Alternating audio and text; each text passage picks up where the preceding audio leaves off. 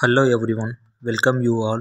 In this video we are going to see about the types of insulators used in your substations. Normally insulator is an mechanical and dielectric strength is higher, and also the insulation resistance is high to prevent the leakage current. Normally insulator in the sense which does not carry the current. So the insulator material must be free from cracks, impurities and non-porous items. And also it gives a support to the live portion of the conductors, which means it will be act as a separation between your live portion and the ground or face to face kind of things. Next, the design of an insulator uses a porcelain and also done using a different materials like rubber, wood, plastics, mica. Nowadays we are using fibers too. Then papers also been used. Now the special materials used in the electrical systems are glass, ceramics, PVCs, statics, polymer. Next, glass materials are also being used. Then types of insulator. There are different types of insulators used as a pin type, post type, suspension, strain, shackle, stay types. So in this video we are going to see those types of insulators. Then insulator materials are used for porcelains, which includes silica 20%, feldspar 30% and clay 50%. So the porcelain which is used for making insulators must be free from defects and impurities. It should be checked because the presence of pores or air bubbles will lower down your dielectric strength of your insulator. Then the dielectric strength of the porcelain is 15 kV to 17 kV for every 1/10 of its thickness. Then for a glass it will be vary up to 30 to 33% of our thickness. Then for a fiber, which means the polymers also, it will get differs. Normally the polymers will abstract more dust, but uh, it will be very efficient and also costlier. But this porcelain, in the sense the maintenance cost will get very reduced. But anyhow, in nowadays polymer or fiber type of insulators are used because of its effectiveness. Next type of insulators used according to their voltage level. Uh, the pin type insulator is used for less than 11 kV. Nowadays up to 33 kV we are using. Next, suspension type is normally used in more than 11 kV to ultra high voltage as a 765 kV.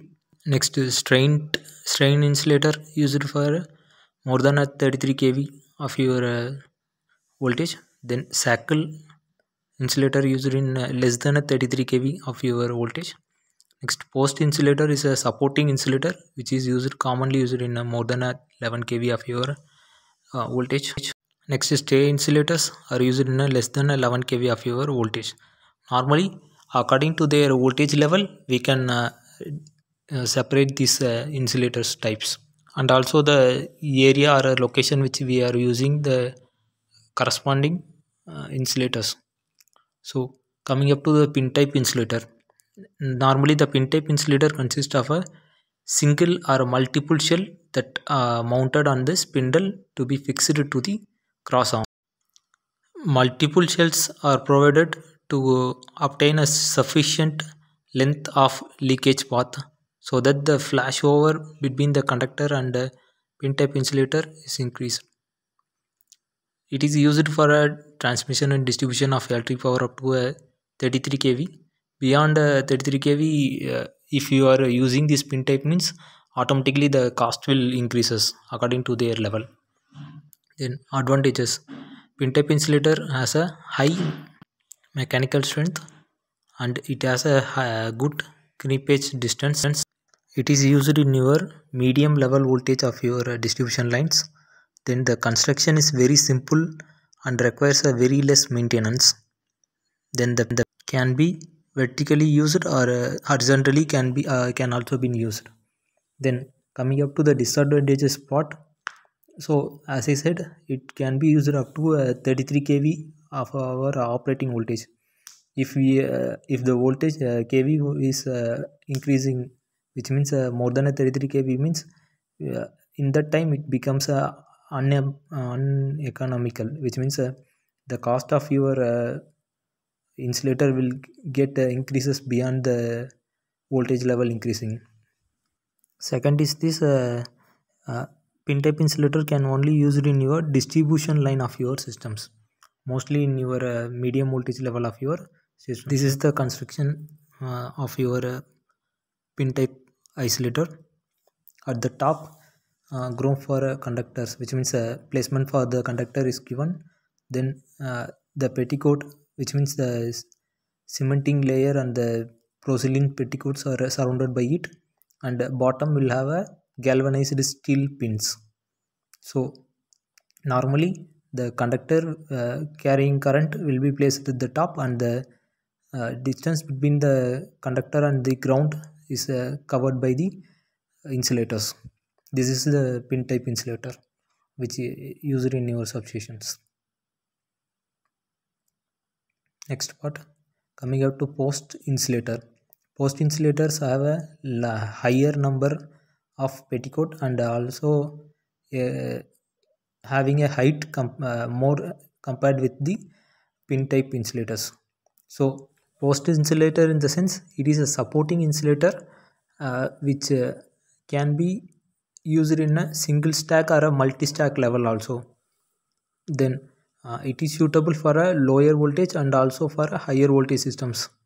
Then two or more insulators can be fixed together one above another, which means like a stack number of stacks it can be increased. Then the metallic fixing arrangement provided on both top and the bottom end of your insulators. So this post insulator is commonly seen in your HVAC yards and also HVDC portion of your yards also. Next, coming up to one example, this is a post insulator. The bottom end is a clipped end fitted, and the middle portion is a fiber refined plastic FRP. Then the surrounding by the silicon rubber housings, which means in here uh, example I am showing the silicon rubber housings. Then the metal fitting, which means the conductor which going to be fitted is used in the top. This is the overview of your rubber type of post insulators. Then this is another type of post insulators used in your substation.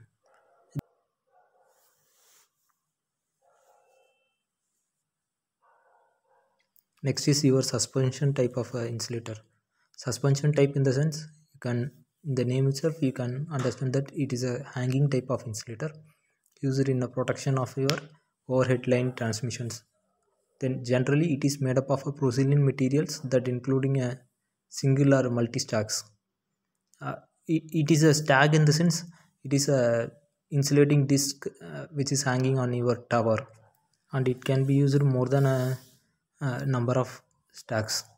Then its construction, it is consists of two main part. They are the cross arms and the insulators, also called as the disc insulators, with a number of interlinking metallic parts. A suspension insulator or a suspension string is developed by connecting a number of insulators in a series with the help of metallic links, where the conductor is suspended by a bottommost insulator on the top of the end of insulator is connected with the tower heads. So this kind of suspension type of insulators are commonly seen in your transmission towers. This is the construction of your suspension insulator. As I said, the cross arms of your transmission line where the conductor is going on, the conductor and the cross arm links are separated by these insulators.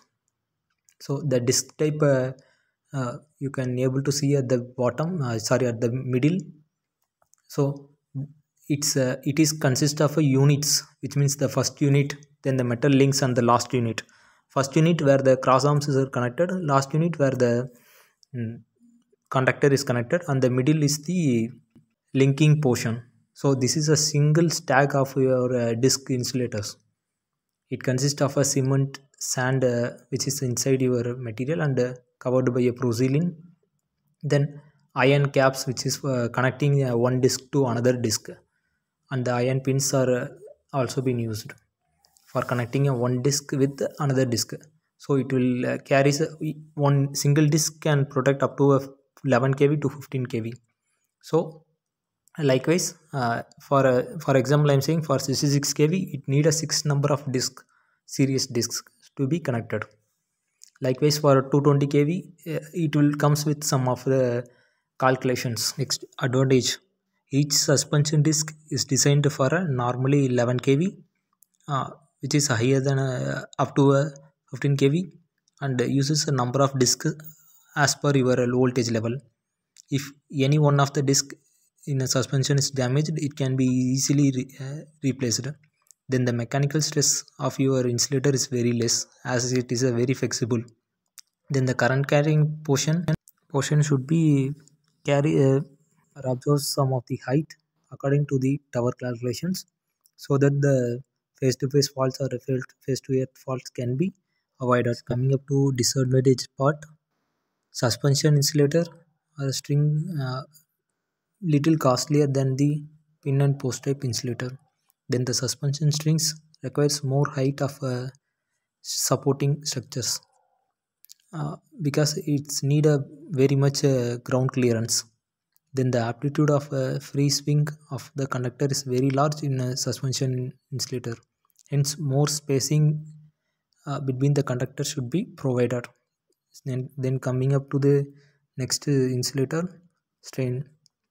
When a suspension string is used to sustain an extraordinary tensile load of a conductor, it is referred as a string insulator, which means normally in the tower, the connecting portion of your two conductors is the string insulator. It is commonly used in your sharp edges of your tower connecting areas, and also it is connected in a horizontal plane mode. Normally the suspension type is connected in a vertical type of mode, but it is connected in a horizontal way mode, so that the load, which means the tower balance, can be maintained by the strain insulators. As I said, this is your pole in the sense tower portion, and the strain insulator which is connected in the horizontal mode of your uh, tower.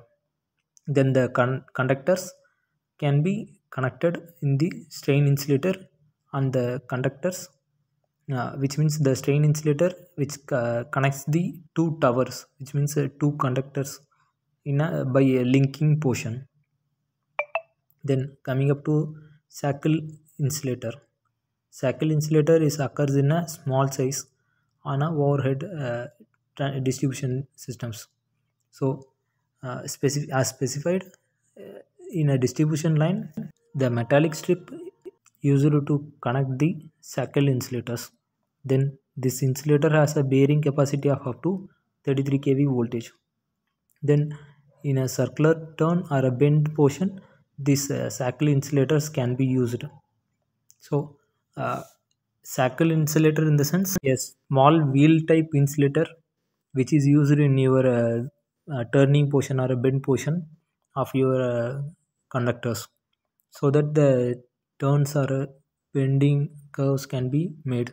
This is the example of a U type and a D type, which means U and D strap type of a shackle insulator. The space for the conductor and the space for the insulators are given as per the diagram. Then uh, you can easily able to know that the gap between the conductor and the uh, earth portion, which means the face-to-face fault portions, are easily verified, and there is some clearance between the grounding and to the conductors are given. It has a bolt net then for removing and connectings this for this kind of insulators.